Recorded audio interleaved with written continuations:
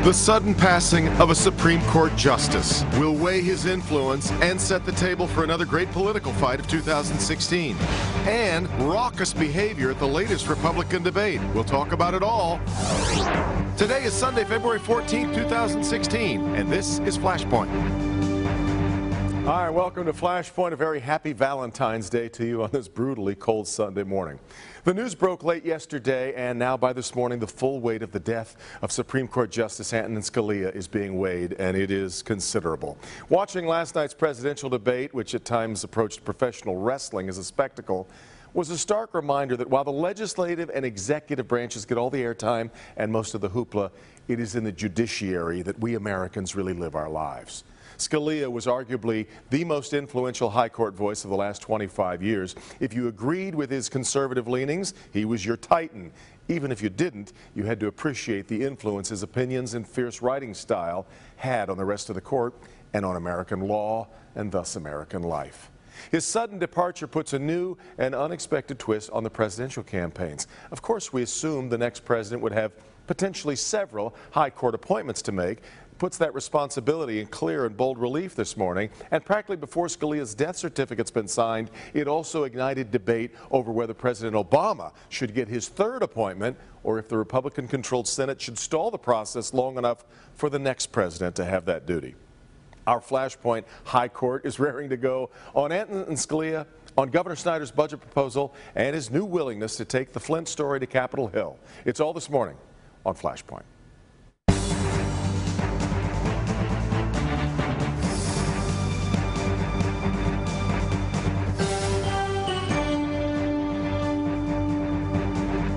Great to have you with us this morning as we come to you live on this Valentine's Day morning.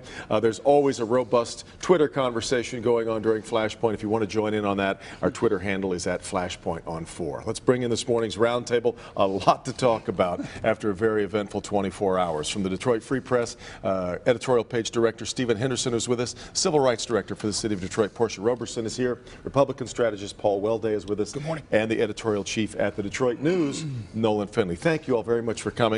Stephen, I'd like to start with you. As somebody who covered the High Court for a number of years, you wrote a piece about it in this morning's Free Press. Before we get into where all of these ripples run, kind of characterize, summarize a little bit the life and times of Justice Scalia on the court. I think you said it in the open. If you're a conservative, this is your titan. I mean, this is someone who has defined conservative legal thought, not just on the court, but beyond it, in the legal academy, in politics. You see all of the Republican presidential candidates mouthing things that came originally from Justice Scalia. And what's really interesting about him, I think, is this is a justice who did most of his work in dissent. It's really hard to think of a lot of majority opinions that he wrote because he was often so different from even the other conservatives on the court. But his dissents were so powerful, so pointed, that they were able to sort of carry the flag for this originalist thought that he held so dear. This originalist thought, Nolan, is the idea that we have to figure out what the founders were thinking and the way that they were viewing things, rather than, I guess some people argue that the Constitution should be a living, breathing document that kind of ebbs and flows and changes with the times. Well, he respected the document as written. And I think his passing is a real victory for the regulatory state. The agencies must be, you know, just beyond themselves, because he was a check on extra legal power by these agencies. He believed that the branches of government should serve the purposes the Constitution spelled out. Portia, it's interesting. If you were a minority, if you're a woman, if you're gay, it's very difficult maybe to sympathize. But you also, I'm sure, appreciate the influence that he had. Yeah, it's interesting because I heard he often said that he should be the criminal defense bar's best friend, because he was very aware of those issues and took a position that was very different from most of his conservative issues. And at the same time, they say don't speak ill of the the dead, and so there wasn't a lot of room for African-American women like myself to talk yesterday because he hasn't been known for being a champion of justice for us. Well, he was a titan of conservative thought, as Stephen points out, and even when he concurred with the majority on the court, he often wrote his own opinion because he differed with where the majority was, even though he voted with them. We won't see the likes of Justice Antonin Scalia anytime soon. He really set the bar high. He did. I've always thought, Stephen, that if I was president, and this is why I would never get elected, I would always try to keep the court. I want every decision decided 5-4. I want that kind of balance, but I'm not sure that President Obama might agree, and I certainly don't think that the Republicans that we heard last night on stage would agree, and that's why we're seeing the fight that's about to break out. I mean, this is Justice Scalia's seat. If you fill it with a liberal, which President Obama has the right to do as the person who was elected not just once but twice to the job, it switches the balance. I mean, it will be the first democratically appointed majority on the court in several decades.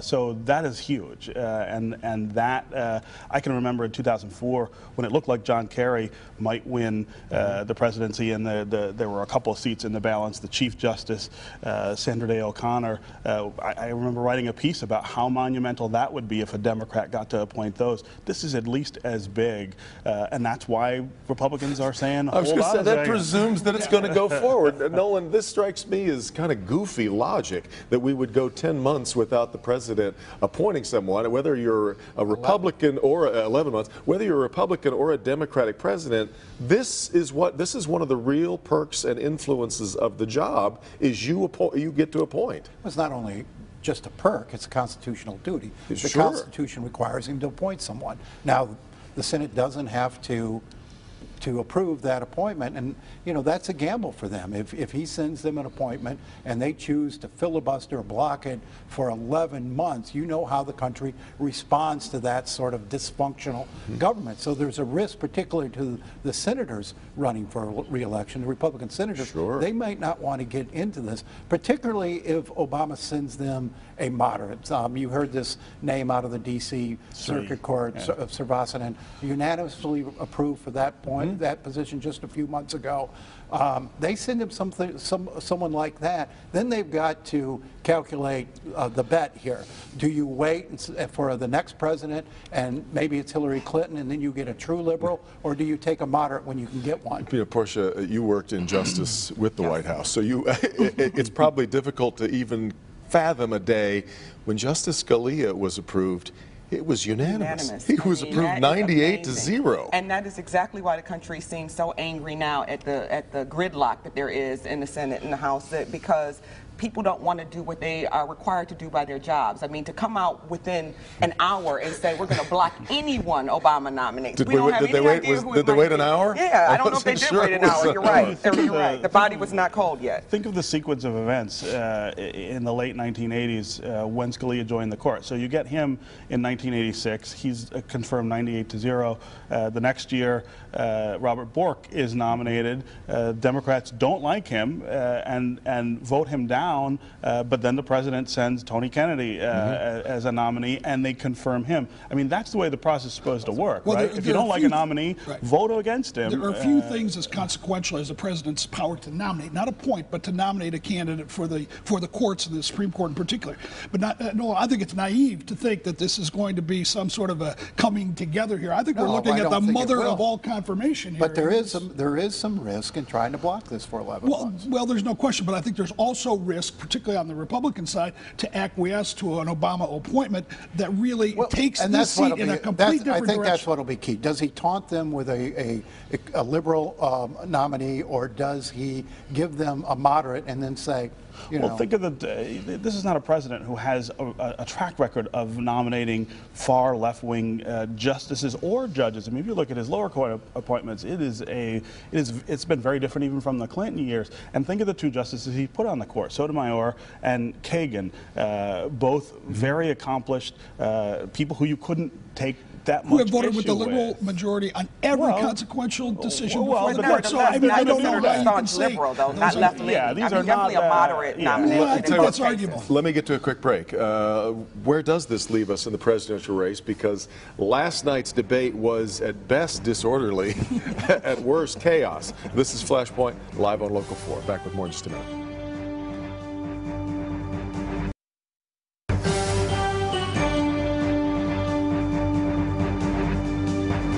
Welcome back, Flashpoint. Keep the conversation going on Twitter. John Sitkowitz just tweeted out to us basically what we were just kind of where we are.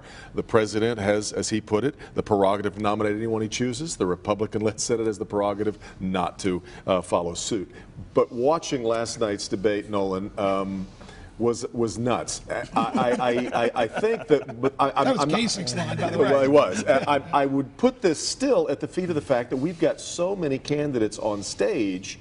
Yes, there is still the Trumpification of the way that the behavior is playing out, but it smelled like desperation now that the votes start to count. Desperation and frustration on the part of a lot of these candidates who thought by now this Trump appeal would be gone, and so they can't figure out a way to get to move their own campaigns forward, to get heard, if you will, to get noticed. And so it was a free-for-all last night. It was god awful. Has anything been changing, Paul, as we've watched these? I've lost count of how many. I think we're at 9 debates now. Is anything changing? Yeah, what changed last night was that Chris Christie wasn't on the stage, so Marco Rubio got a bit of a pass, and so we saw that. But yeah, I think that Donald Trump really was the reason it was nuts. Let's face it. I mean, if you don't have a problem with his tone and his temperament and his demeanor, I think I worry about you, frankly, because this was a performance unlike anything we'd ever seen.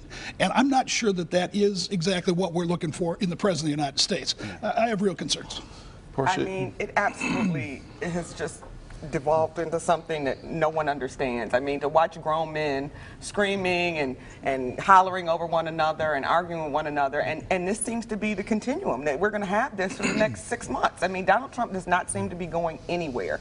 It's scary for all of us because you can't hear the discussion about any real issues when they're yelling over one another. And Kasich said it best. I mean, what is going on here? This is crazy. I mean, to watch that time and time again, I'm ready for them to stop having them until they can figure out a way and some rules around how they talk over one another. If the Republican donors didn't get their checkbooks out right last night, start writing checks to John Kasich, then they're just plain nuts. Well, however, as Donald Trump continues to point out, he keeps spending the least amount of money and keeps winning, Stephen. Yeah. I mean, the clown car is being driven faster on that side. You've got a couple people who've fallen off the back, but the guy driving is still Donald Trump. And last night, you know, if you thought about it, the people who I think establishment Republicans would want to do well did better. Marco Rubio, Jeb Bush, they seemed like they were sort of finding their stride, but it's impossible to sort of focus on that because, again... But that's the strategy. Turn it into chaos. It keeps coming back to Trump. Bush, Rubio, Kasich, and I would argue Cruz all had very good nights. Ben Carson, I'm still not quite sure what his contribution is at this point, but give him his respect. This became a circus because Donald Trump took us there, and he's in the center ring, and that's where the focus is. As an ardent Republican that you are, what are you going to do about that? Or is he end up your nominee? Well, it's not for me to choose. I'm asking people to take a look at these candidates. Editorial you. Well, but I do believe that there has to be a consolidation because you can't meet candidate A with candidate B, C, D, and E. We do have to narrow this field. But ask yourself, for those candidates, what's in it for them to back out now? Kasich's going to wait to Michigan, right? Bush has got the money to keep going. Rubio's not ready to throw in the towel. So one of those folks has got to say, I'm going to do what's best for the country and for my party by stepping aside. That's a lot to ask, but it has to be done. It's a direct result of the fact that when the party was going in this direction, nobody stepped up early on and said, we got to get rid of these crazies that want, you know, these far-right conservatives Well, they've been winning that elections party and generated this idea that some of these things were acceptable. But in the Republican Party, get that doesn't happen. That's not, it's not as controlled as the Democratic race. But where, by the way, you got a socialist now tied with your establishment. Okay, but our candidate. socialists doesn't start yelling over it like No, calling. but Portia- they don't call each other by Portia, real the names. candidacies of Donald Trump, Ted Cruz, and Bernie Sanders all speak to the same thing, which is a lot of amped up anger among American voters. I would draw, and I would, yeah, go ahead. I don't know that there's anger there. I mean, there's anger on the Republican side. There's no question about that. I think there is something that certainly millennials are searching for with Bernie Sanders, and I do think it's healthy to have someone in the race that pushes somebody like Hillary Clinton to discuss issues that maybe would not have been discussed if she had had sort of more of a moderate person in the race against her. I mean, I think that, you know, when we talk about police brutality and those kind of issues, I like the fact that she's been pushed to have to talk about that. But I think on the flip side, on the Republican side, Donald Trump to me is a demonstration of what happened when the Republican Party just let their party just get pulled farther to the crazy, and now they got And crazy.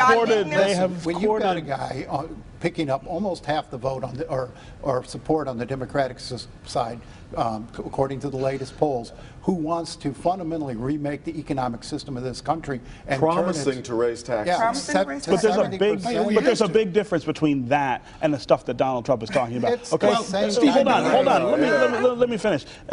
Go back to the 60s. Go back to the formation of this Republican Party and the majority that it put together, welcoming the anti-civil rights movement, the people who pushed back against women's rights and gay rights. That is where Donald Trump is tapping into his strength, and that is what Steve, Republicans did that on Steve, purpose. I bet you've got 20% of Democrats who would vote for Trump if he were on the ballot. Fine, now. but we haven't This built isn't a just party Republican around. phenomenon. Let me ask this. Let me ask you this Yeah, before we get to a right. break, Paul. What is Michael Bloomberg up to? Well, he's What is waiting and happening watching, and he's getting himself organized. If you see Donald Trump as the Republican nominee, and certainly if you see Bernie Sanders as the Democratic nominee, you might have a scenario by which these two battle it out. Bloomberg gets in the race with his billions of dollars self-financing. He could take New York. He could probably take California, deny anybody a majority of the Electoral College, sending this election to the House of Representatives, something we haven't Which would seen not in look great. many years. No, it wouldn't. Election of But 1800. Michael Bloomberg's the one guy that can look at Donald Trump and go,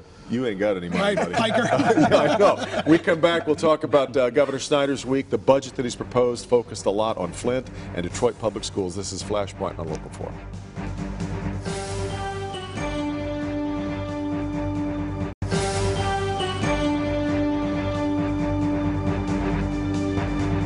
Welcome back to Flashpoint. We keep passing out our Valentines to each other. Everybody's getting along just fine this morning. Nolan, it was an interesting week for the governor, putting forth his budget proposal, now agreeing to go to Capitol Hill to testify about Flint. Your piece talked about how his governing style, in today's piece, his governing style has served him well until Flint. Well, yeah, I mean, he just does not get the politics, and I think it affected not only his response but his decision making. He's a guy who's very confident in his own counsel. He's got a very small group of inner circle advisors, and none of them are really out of the political world. They're business people, and the folks with the political veterans on his team don't have his ear in the same way. And so he made a lot of stumbles, a lot of missteps here that have come around to bite him now that this thing's escalated. Good idea for him to head to Capitol Hill here, Paul? Yes, I think it is. I think he's got a story to tell, and he needs to tell it. He's got Brian Kelly on the point, on the ground in Flint, who's doing, I think, a tremendous job so far. I agree with Nolan's column. I thought that was very insightful, but I also think those same skills applied now to the problem will help turn this around as quickly as is possible. The hell of a job. Yet some are going to hear you're doing a heck of a job there, Brownie, because there's still a lot of frustration with people in Flint who don't believe that they're getting, that they don't trust the filters. They're not getting enough. Agreed. There's a long way to go, and the trust is still the fundamental element that's missing. It's going to take a long time. It's going to take a long time, but we're moving in the right direction, in my view, at this point. But the budget proposals now, where he's got to try and convince the rest of the state that these two pieces of frustration for the governor, both in Flint and Detroit public schools, now need an awful lot of money coming their way. Stephen, how much of a fight does he have here in Lansing? I don't know that either of the things he's asking for here will produce much opposition. I mean, the DPS thing, that's the state's burden anyway, and I think everybody understands that. He seems to be doing that in a rational way. The Flint thing, how do you say say no to that. Again, though, I think the question is, can this governor be bigger than what Nolan was pointing out today? Can he be that leader who says the problem in Flint is not just the water. The problem in Flint is what we've done to people's lives there, how we've isolated cities from the communities around them and not given support for opportunity and jobs and those kind of things.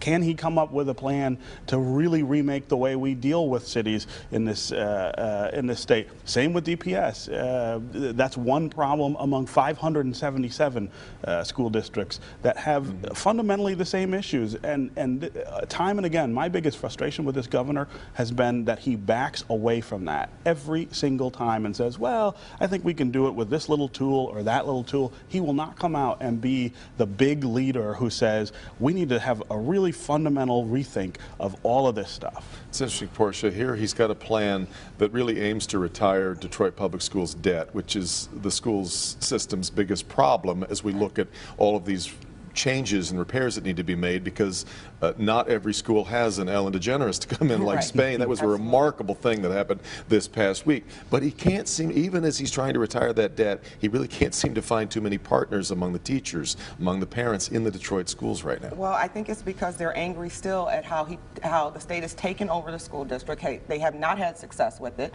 They are talking about retiring the debt. The debt is theirs. I mean, so they should retire, you know, the debt. They should give money to the school that they should have given a long time ago. So I think you're not going to have people grateful for what should have been done in the beginning. And this whole idea of the EA and charter schools that have not worked for kids in Detroit and their educational system means that people are going to be angry until we see real change. And it goes back to what Stephen was saying. We don't see from this governor him getting out in front of issues, even after they happen, like in Flint, and leading, really sitting down and saying to people, I'm going to lead this. It's been little bits here and there. I think the governor has done that. And when you say they need to do that on a number of issues, maybe not to the extent that you like, but when you say they is us, Portia, and this governor has a responsibility to build consensus with a legislature in order to get the resources he needs, whether it's Flint, DPS, or any of these problems. So I think we need to put this in a little bit of perspective. It's not going to happen overnight, but if we can come together, Where have you seen the governor do this? Where have you seen the governor do this?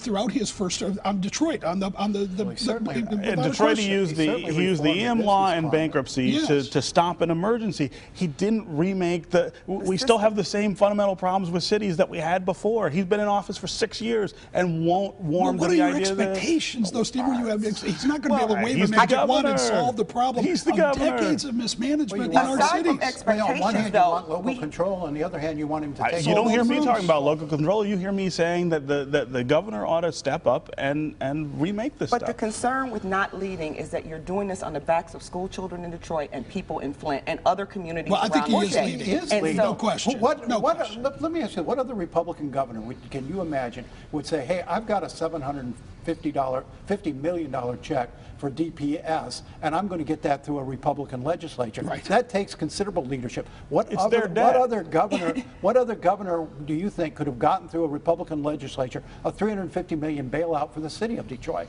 I mean, that was leadership. No credit due for the grand bargain? I'm running out of time. He gets enormous credit for that, but it's all somewhat short-sighted when you think of the big problems that we have. That's going to do it for us. Thanks very much for the conversation. We'll all head out for pancakes now. Thank you very much for being here as well. Meet the Press is next. Have a great week. We'll see you next time for Flashpoint.